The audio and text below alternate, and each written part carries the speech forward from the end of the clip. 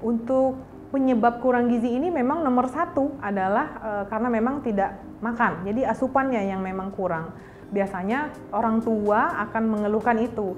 Anak saya sebelumnya mau makan, terus tiba-tiba beberapa saat ini tidak mau makan. Kemudian biasanya anak menjadi lebih cengeng, kemudian lebih rewel. Kalau dari penampakan fisiknya kelihatan lebih kurus, bajunya juga lebih longgar dan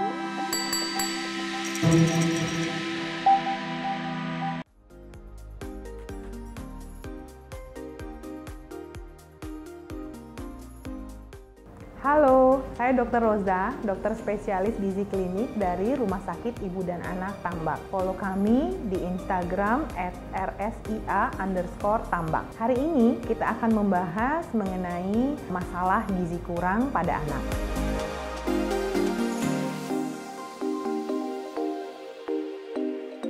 Untuk masalah anak kurang gizi ini memang suatu masalah yang cukup banyak datang ke rumah sakit.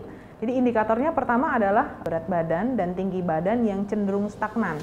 Jadi ketika penimbangan di bulan pertama, kemudian dilakukan penimbangan berikutnya di bulan kedua, tidak terjadi peningkatan berat badan. Nah, kita sudah mesti waspada terhadap terjadinya kekurangan gizi karena memang tidak ada penambahan berat badan dan tinggi badan. Selanjutnya yang juga menjadi indikator selain berat badan dan tinggi badan adalah asupan anak. Itu juga harus kita perhatikan. Misalnya asupan anak biasanya dia bisa makan sejumlah makanan, kemudian belakangan mengalami penurunan asupan, itu juga harus kita perhatikan karena memang kedepannya ketika terjadi kurang gizi itu akan buruk untuk efek selanjutnya.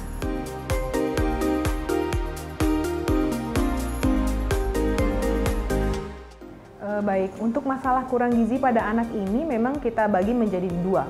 Pertama adalah masalah gizi yang kurang gizi secara kronis, yaitu jangka panjang, jadi anak sudah mengalami kekurangan gizi yang sifatnya lama, dan satu lagi adalah masalah kurang gizi yang sifatnya akut atau mendadak.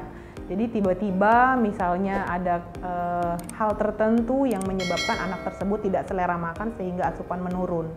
Itu berbeda antara gizi kurang karena masalah periode akut, yaitu periode yang tiba-tiba, dan satu lagi yang periode kronis. Untuk periode kronis ini memang terkait dengan penyakit yang sifatnya juga kronis, misalnya penyakit paru-paru, kemudian ada diare kronis, dan lain-lain.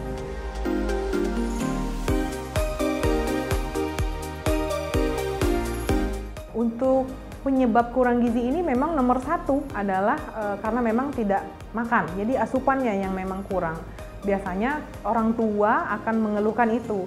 Anak saya sebelumnya mau makan, terus tiba-tiba beberapa saat ini tidak mau makan. Biasanya asupan yang kurang itulah yang akan mempengaruhi indikator lain seperti berat badan dan tinggi badan anak.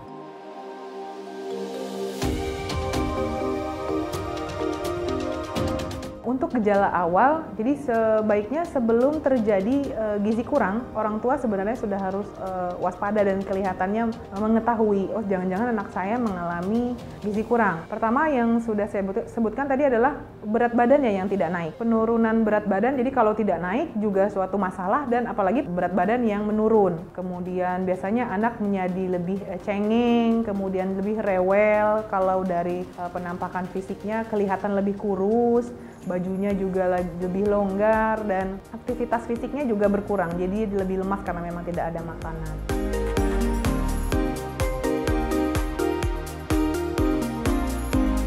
Dampak dari gizi kurang pada anak itu memang sangat luas. Pertama, karena anak dalam periode tumbuh kembang, jadi dia sebenarnya membutuhkan nutrisi yang adekuat dan memadai untuk proses tersebut. Jadi kalau terjadi gizi kurang, maka yang terganggu pertama adalah proses tumbuh kembangnya. Jadi proses untuk kecerdasan, kemudian kemampuan intelektual, kemampuan emosional, semua juga terkait dengan gizi kurang tersebut.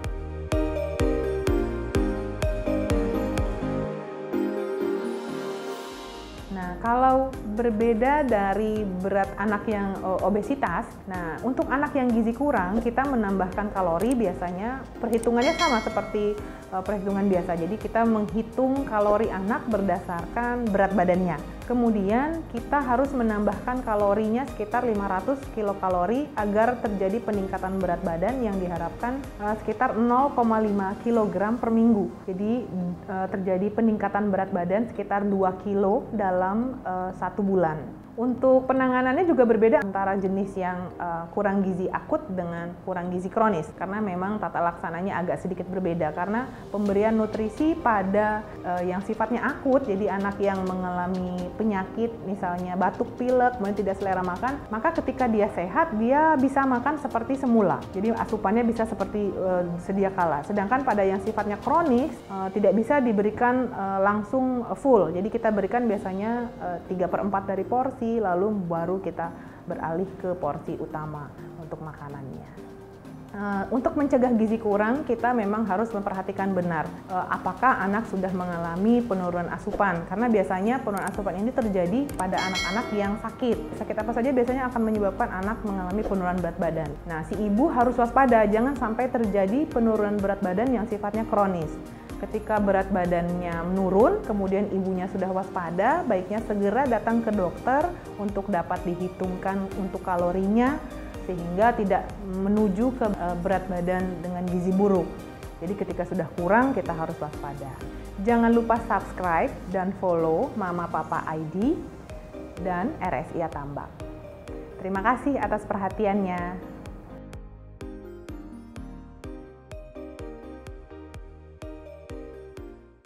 Jangan lupa like, komen, dan subscribe akun YouTube mamapapa.id agar Mamin bisa lebih semangat lagi untuk membagikan berbagai informasi untuk moms dan keluarga.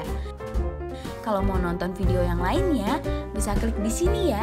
Oke, mamapapa.id pamit dulu ya moms. Terima kasih.